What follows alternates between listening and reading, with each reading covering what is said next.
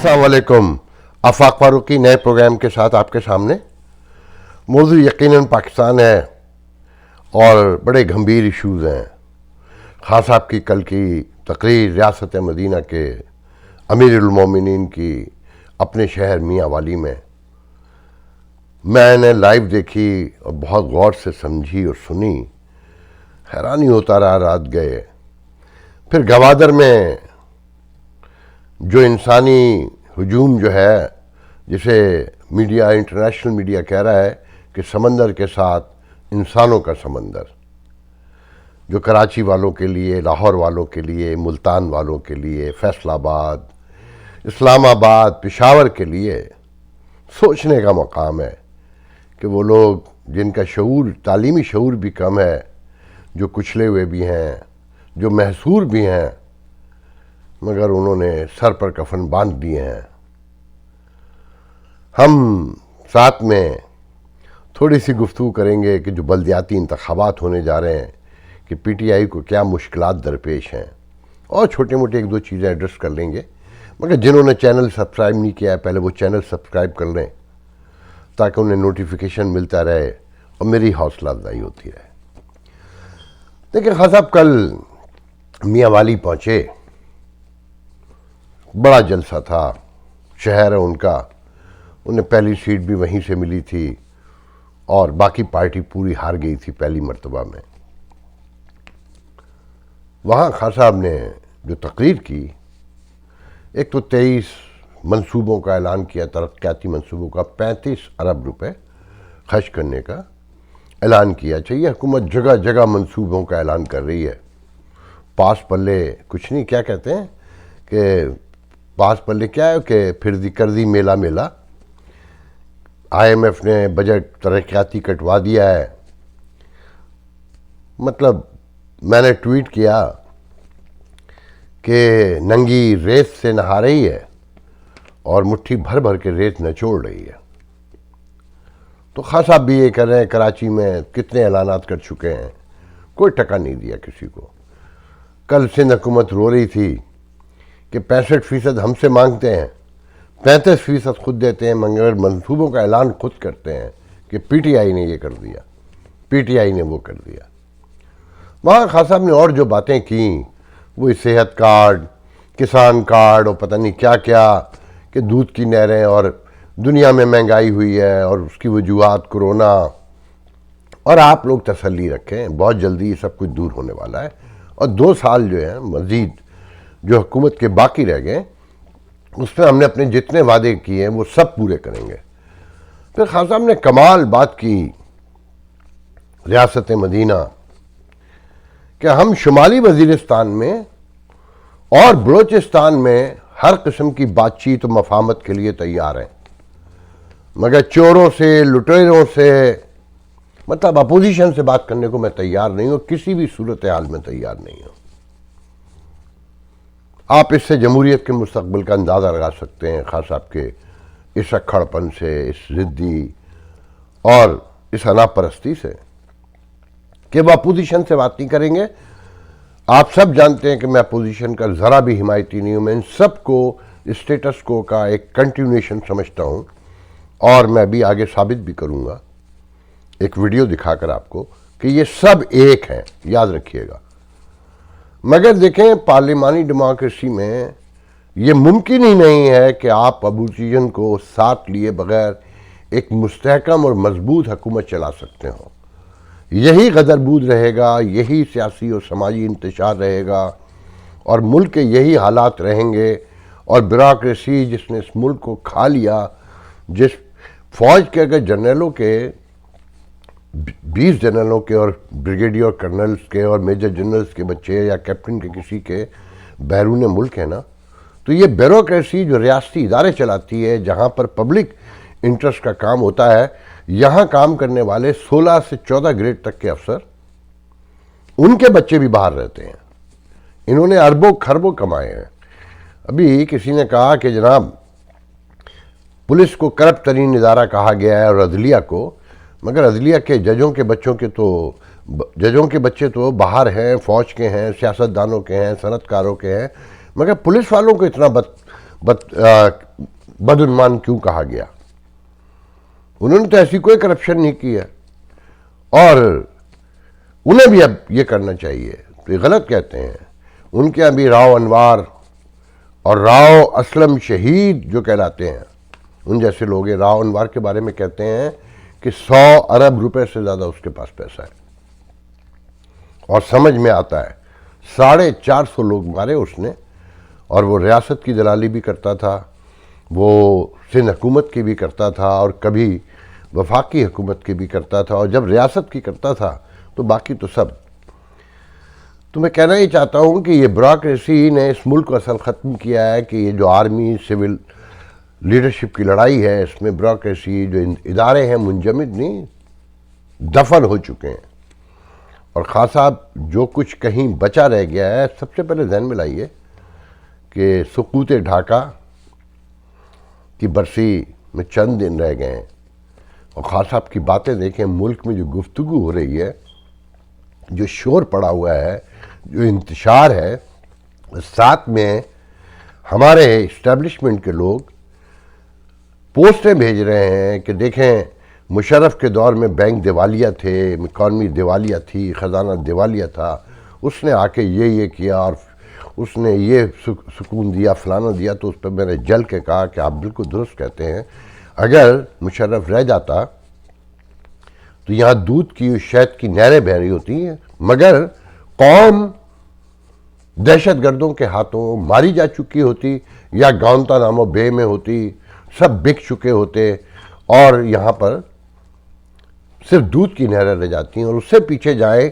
تو ضیاء الحق کے دور میں اگر ضیاء الحق کا کنٹینیوشن رہتا تو مجھے یقین ہے کہ یہ قوم ختم ہو جاتی، لڑ کر مر جاتی، اور صرف وہ اسٹیبلشمنٹ کے لوگ اور ان کے خاندان رہ جاتے۔ اس سے بھی پیچھے جائیں تو یحییٰ کے دور میں اگر ان کا کنٹینیوشن رہتا، اگر یحییٰ خان کنٹینیو رہتے تو اس ملک میں جنرل رانی اور تھائی لینڈ جیسا منظر ہوتا، جہاں لوگ انجوائے کرنے آیا کرتے، شراب کی نہریں بہہ رہی ہوتی۔ میں بحث میں نہیں پڑھوں گا، مگر میں صرف آپ کو یہ بتانا چاہتا ہوں کہ اس اپوزیشن جس پر ابھی تک کسی عدالت میں کوئی مقدمہ ثابت نہیں ہو سکا، کسی کو سزا نہیں ہو سکی، خان صاحب ایک نئی اخلاقیات یہاں ڈیولپ کر رہے ہیں کہ ملزم کو، جس پر پوری دنیا چلا اٹھی ہے کہ یہ احتساب برائے مخالفت ہے، مگر اس کے باوجود بھی خان صاحب بغیر لوگوں کی انڈائٹمنٹ کے، بغیر کسی پروف کے، بغیر کسی سزا کے یہ بلڈ کر رہے ہیں کہ جو لوگ جن کا نام بھی نیب میں آ جائے وہ بد کردار ہوتا ہے، وہ چور ہوتا ہے، وہ ڈاکو ہوتا ہے۔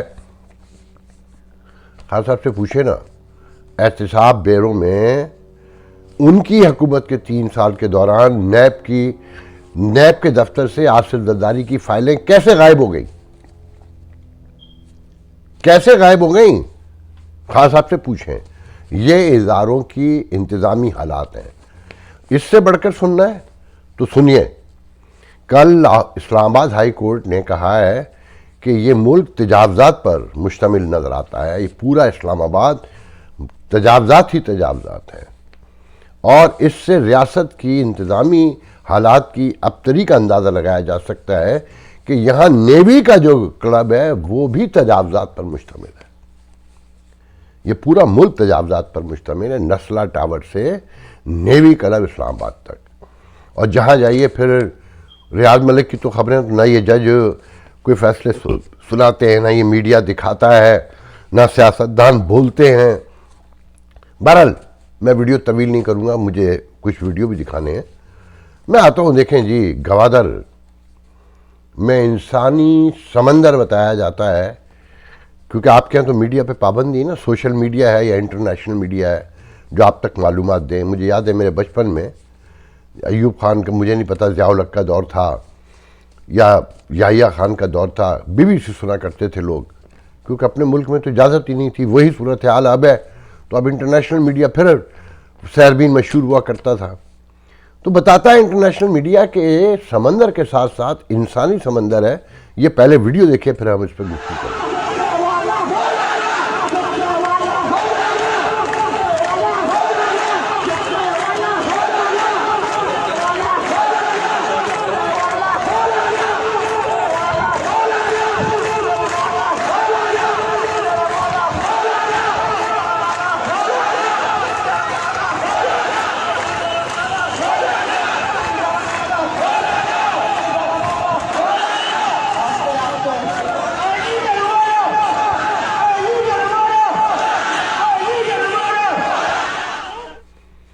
دیکھا آپ نے، یہ جو کم پڑھے لکھے ہیں، جن کی اکثریت مچھلی پکڑ کے زندگی گزارتی ہے، مزدوری کر کے گزارتی ہے، ان کے کہتے ہیں کہ اتنے بڑے پیمانے پہ خواتین و بچے بھی نکلے ہیں کہ دنیا حیران ہے. کیونکہ عام رپورٹنگ تو ہو نہیں سکتی انٹرنیشنل میڈیا کے علاوہ، تو وہاں اگر آپ دیکھیں تو حیرانی ہوتی، یقین نہیں آتا کہ جنہیں ہم باشعور کہتے ہیں، کراچی، لاہور، اسلام آباد، فیصل آباد سے لے کر ملتان اور پورا ملک، بڑے بڑے شہر، یہ آوے جاوے پہ لگے ہیں. آپ انہیں دیکھیں وہ بندوقوں کے سائے میں نکل پڑے ہیں. ان کے مطالبات کیا ہیں وہ سنیں. وہ کہتے ہیں کہ 5 بار دن میں ہماری چیک پوسٹوں پہ ہمارا شناختی کارڈ دیکھا جاتا ہے اور پوچھا جاتا ہے کہ تم پاکستانی ہو. یہ بند کریں چیک پوسٹیں، یہ ہمارا گھر ہے، ہماری صدیوں سے ہم یہاں آباد ہیں. فرنٹیئر کور لگائی ہوئی ہے وہاں، ایف سی یا فرنٹیئر کور، میرے خیال میں ایف سی ہے. تو وہ ان سے روک روک کے پوچھتے ہیں.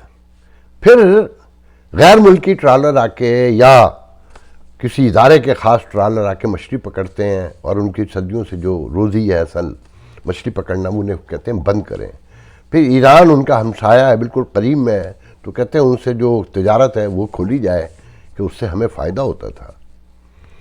کوئی کاروبار نہیں ہے. پھر کہتے ہیں پینے کا صاف پانی نہیں ہے، وہ پانی دیں. اور ساتھ میں کہتے ہیں یہ شراب کی دکانیں جو کھلی ہوئی ہیں یہاں اسلامی ملک میں، ذہن میں رکھیں، میں طوالت سے بچنے کے لیے بہت سی باتیں نہیں کہتا. پاکستان کی 90% سے زیادہ اشرافیہ شراب پیتی ہے، مگر عام آدمی کے لیے وہ حرام ہے، اس کے لیے کوڑے ہیں، سزائیں ہیں، وہ جرم ہے. یہاں تک کہ کسی بڑے آدمی سے شراب پکڑ لی بھی جائے تو ثابت نہیں ہو سکتا. میں نے کل کہا تھا نا کہ غریب کی جیب سے نثار کی ڈبیا میں سے بھی چرس برآمد کر لی جاتی ہے. اسی طرح کے اور ان کے مطالبات ہیں.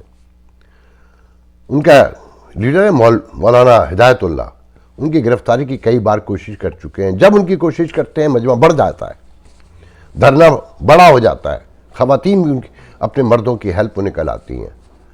پھر ایک لیڈر ہیں یوسف مستی خان، میں ان کا چاہتا ہوں پہلے انہیں سنے وہ کیا ہے، پھر میں ان پہ تبصرہ میں جو ہے آئی ایس آئی کا میجر یا کرنل، ہر مسئلے کے اوپر ہر جو آپ کمیٹی بناتے ہیں اس میں وہ موجود ہے، بیٹھے ہوئے ہیں. ان کے سامنے کم از کم یہ پارلیمانی پارٹیاں بول بھی نہیں سکتی. بولیں گی تو آئندہ الیکشن میں نہیں آنے دیں گے، نکال دیں گے. تو اس لیے جب تک اس کی جڑ سے اس ملک کے اندر جمہوریت کے لیے ہم سب اکٹھے ہو کے اس مسائل کو جڑ سے نہیں اکھیڑ دیں گے، اور اس فوج کو سیدھا بیرکس میں بیچ کے ہم یہ نہ کہیں کہ بھئی تم باجوہ صاحب جو کمانڈر ان چیف ہو، تم سیکرٹری ڈیفنس سے بات کرو، پرائم منسٹر سے نہیں کرو، تم اس کے ماتحت ہو، اور وہ تم کو نوٹس بھیجے گا، وہ تمہاری جو کچھ کرے گا. لیکن نہیں، باجوہ صاحب کو ایکسٹینشن دینا ہے، کورٹ آرڈر کرتا ہے، پارلیمنٹ پہ چھوڑتا ہے، پارلیمنٹ 365 ووٹ اس کو دے کے اس کو ایکسٹینشن دے دیتا ہے. کس کو روئیں، کس کو کہیں؟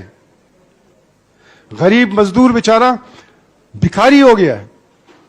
کووڈ میں تو اور بھی زیادہ اس کو بھکاری بنا دیا ہے. بڑے بڑے انڈسٹریز میں سے ان کو نکالا گیا ہے. 8,000 9,000 لوگوں سے زیادہ مزدور نکالے گئے ہیں اس کووڈ کے بہانے، اور ان کو کوئی بھی ایڈجسٹ کرنے کے لیے تیار نہیں ہے. کسان بھوکا مر رہا ہے. تو اس ملک کو اگر بچانا ہے، اس ملک کو اگر آگے چلانا ہے، تو آپ کو اس پورے سسٹم کو بدلنا پڑے گا. آپ کو اس فوج کو کنٹرول کرنا پڑے گا، آپ کو اس فوج کو واپس بھیجنا پڑے گا بیرکس میں، اور اس فوج کی اتنی اہمیت ہو کہ جب جنگ ہو وزیر اعظم آرڈر کرے تو آپ جائیں جنگ لڑیں، ورنہ اس سے زیادہ اس کی کوئی اہمیت نہیں ہونی چاہیے. لیکن جنرل باجوہ صاحب آتے ہیں, جنرل عاصم باجوہ جو ابھی بنے ہیں سی پیک کے سربراہ, وہ آتے ہیں. کرپشن کا اس کے اوپر جو چارجز ہیں اس کے اوپر سب خاموشی ہے, کوئی کچھ نہیں بولتا. جہانگیر ترین کو یہاں بھگا دیا گیا یہاں سے, اور اس کے لیے قانون بھی بدلا جا رہا ہے اور کچھ نہیں ہوگا. لیکن جو اکاؤنٹیبلٹی ہوگا تو نواز شریف صاحب کا ہوگا, شہباز شریف صاحب کا ہوگا, بلاول بھٹو صاحب کا ہوگا, آصف زرداری صاحب کا ہوگا. لیکن عاصم باجوہ کو کوئی نہیں پوچھے گا, سلیم باجوہ کو. کیوں؟ بندوق رکھتا ہے بھائی, مارے گا. حالات بہت گمبھیر ہیں جناب, ہم یہاں بیٹھے ہیں لیکن حالات بہت گمبھیر ہیں. اگر اس مسئلے کو نہیں بدلا گیا یہ ملک چلنے والا نہیں ہے, چلے گا نہیں. کم از کم سندھی, بلوچ, پشتون پھر اس ملک میں نہیں رہے گا. غلامی ہم کسی کی کرنا نہیں چاہتے, فوج کی بھی اور نہ کسی وڈیرے اور سردار کی. لیکن یہ کہ اس قسم کا ایک ماحول بنائیں, اس قسم کے ایک سٹرگل میں جائیں سب کو لے کے ساتھ. 50 سٹرگل ہم نے کیے ہیں. ایم آر ڈی کی سٹرگل کی, اس کے بعد کمپرومائزز ہو گئے. اے آر ڈی کی سٹرگل کی, اس کے بعد کمپرومائزز ہو گئے, ایگریمنٹس ہو گئے مشرف کے ساتھ. تو یہ کب تک چلے گا یہ سلسلہ؟ عوام کو اب عوام صبر نہیں کر سکتا. اب ہم کو سب کو مل کر کے جدوجہد کرنا پڑے گا. ساری پارٹیز کو سب سے پہلے ملٹری کو بیرکس میں بھیجنے کے لیے, اس کے سوا اور کوئی چارہ نہیں. میں نے جان بوجھ کے اس میں سے کچھ نہیں کاٹا. یہ ہیں یوسف مستی خان جو پی ڈی ایم کا حصہ ہیں, اور انہوں نے نواز شریف اور بلاول کی موجودگی میں بیٹھ کے کہا, مطلب صاف کہا کہ یہ لوگ کمپرومائز کرتے ہیں ہر دور میں, یہ اقتدار کے بھوکے ہیں اور انہیں قوم کی کوئی فکر نہیں ہے.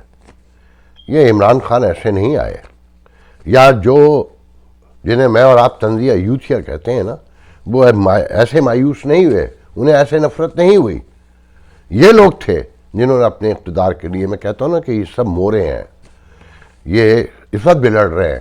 آصف زرداری حکومت بنانا چاہتے ہیں, مطلب ان کا جمہوریت میں حصہ دیکھیں, وہ کہتے ہیں نا کہ حصہ بقدر جثہ, اس کو دیکھیں اور ان کے خواب دیکھیں. تو یہ ہے یوسف مستی خان, اور یہ کس موقع پہ کہا جا رہا ہے, پرانی ویڈیو تھوڑی سی, مگر انہی دنوں میں 6 مہینے میں 4 مہینے میں کہا ہے کہ جب سقوط ڈھاکہ ہمارے قریب ہے, اور ایک بار پھر یہ کہا جا رہا ہے کہ یہ ملک ٹوٹ جائے گا. مگر پاکستانی عوام سے لے کر اسٹیبلشمنٹ تک کسی کو کوئی احساس نہیں ہے. دیکھیں یہ فوج ہماری ہے, یہ کہیں باہر سے نہیں آئی ہے. یہ میرے آپ کے بھائی ہیں, بھتیجے ہیں, چچا ہیں, ماموں ہیں, خالہ زاد بھائی ہیں, بیٹے ہیں, بیٹیاں بھی ہیں. مگر نرگسیت کہنا چاہیے, انا پرستی کہنا چاہیے, مطلق العنانیت کہنا چاہیے کہ ہم اس ملک کو دوبارہ ڈبونے پہ تیار بیٹھے ہیں, مگر تسلیم کرنے کو تیار نہیں ہے. یہ تبدیلی جبھی ممکن ہے کہ گوادر والوں کے ساتھ ان کے شعور کو فالو کیجئے اور دیکھیے کہ مطالبات, دیکھیں آپ کی آنکھوں کے سامنے ہیں, لبیک نے اپنے مطالبات کیسے تسلیم کروا لیے.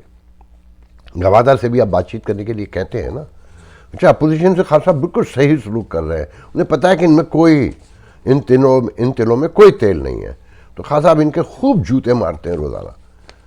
خان صاحب کو پتہ ہے کہ ان کی کوئی اوقات نہیں ہے, یہ تو اندرون خانہ اپنے اقتدار کے لیے دوسرے راستے تلاش کرتے ہیں. اگر آپ کو اپنے حقوق چاہیے, اگر آپ کو واقعی لگتا ہے مہنگائی ہے, اگر آپ کو لگتا ہے کہ یہ ملک واقعی تباہی کے دہانے پر ہے, میں یہ نہیں کہتا کہ آپ سڑکوں پہ جمع ہوں.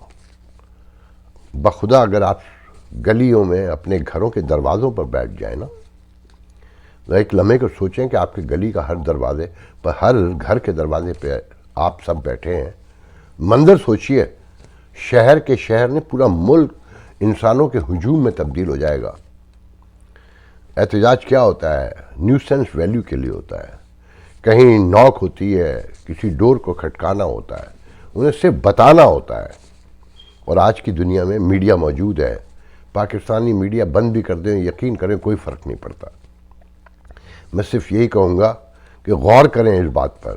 اگر آپ واقعی پریشان ہیں, بھول جائیں کہ آپ مسلم لیگی ہیں, آپ پیپلز پارٹی میں ہیں, آپ تحریک انصاف میں ہیں, آپ MQM میں ہے، مولانا فضل الرحمان کی جماعت میں ہے، اگر آپ واقعی پاکستان کو بچانا چاہتے ہیں اور پاکستان کو دیکھنا چاہتے ہیں ترقی کرتا، خوشحال، پرامن، تو آپ کو اپنے حقوق کے لیے باہر نکلنا ہوگا، ورنہ یہ حکمران اشرافیہ یاد رکھیے گا اپنی ہوس میں اس ملک کو کھو دے گی، اور آپ دیکھتے رہے، اور ان کا کچھ نہیں بگڑے گا۔ آپ غور کریں، یہ آپس میں لڑ رہے ہیں کہ گرین بس منصوبہ میں نے لگایا، کوئی کہہ رہا ہے میں نے لگایا، یہ سب مرسیڈیزوں میں پھرتے ہیں۔ آپ کو 78 سال کے بعد بس کا ایک منصوبہ لے کر آئے تو کتے کی طرح آپس میں لڑ رہے ہیں کہ یہ منصوبہ میرا ہے، کہ 2 بلیاں تھیں نا، کالی بلی، گوری بلی، بھوری بلی، کہ یہ لڈو میرا ہے اور یہ لڈو میرا ہے، اور پھر ایک کتا آ کے اٹھا کے لے جاتا ہے۔ تو اس ملک میں ہمیشہ سے کتا آ کر اٹھا کر لے جاتا ہے۔ اب غور کریں، یہ امپورٹڈ گاڑیوں میں بھوک سے بلکتے مرتے، اب میں نے کل بتایا تھا نا کہ میاں اسلم گل اور وہ جو ہے زرتاج گل مالیاتی کانفرنس میں گئے، لاکھوں ڈالر خرچ ہوئے، مگر جب جرمن کی وزیر داخلہ یا وزیر ماحولیات آئی میرے خیال میں، تو یہ دونوں موجود ہی نہیں تھے، آئے نہیں اس سے ملنے کے لیے، کیونکہ یہ تو گھومنے پھرنے شاپنگ میں گئے ہوئے تھے نا۔ تو یہ آپ کے دوست نہیں ہیں، ان میں سے کوئی بھی، یاد رکھیے گا، ان میں سے کوئی ایک آپ کا دوست نہیں ہے۔ اس کی وجہ یہ ہے کہ آپ خود اپنے دوست نہیں ہیں، آپ صرف رونے ڈالتے ہیں سوشل میڈیا پر بیٹھ کر، اس سے آگے بڑھنے کو تیار نہیں ہے، اور یہی حالات رہے تو یہ سوشل میڈیا بھی آپ سے چھن جائے گا۔ جب بھوک بڑھے گی، ڈالر 180 کراس کر گیا نا، آنے والے دنوں میں یہ انتشار قائم رہا تو آپ کو اندازہ نہیں ہے حالات کا۔ یہ ایک ہی طریقہ ہے کہ گوادر کو فالو کریں، ان کا ساتھ دیں۔ آج ان سے مذاکرات کی باتیں کر رہے ہیں نا، درجن بھر سنا ہے مطالبات تسلیم بھی کر لیے ہیں، مگر وہ بیٹھے ہیں، کہتے ہیں نہیں، جو کہا ہے پہلے ثابت کرو۔ عوامی قوت سے کوئی نہیں ٹکرا سکتا۔ غلط صحیح ایک الگ بحث ہے، ایران انقلاب سے لے کے ایران فرانس تک چلے جائیے، وہ انقلاب فرانس تک چلے جائیے، اور پیچھے بھی درجنوں مثالیں ہیں۔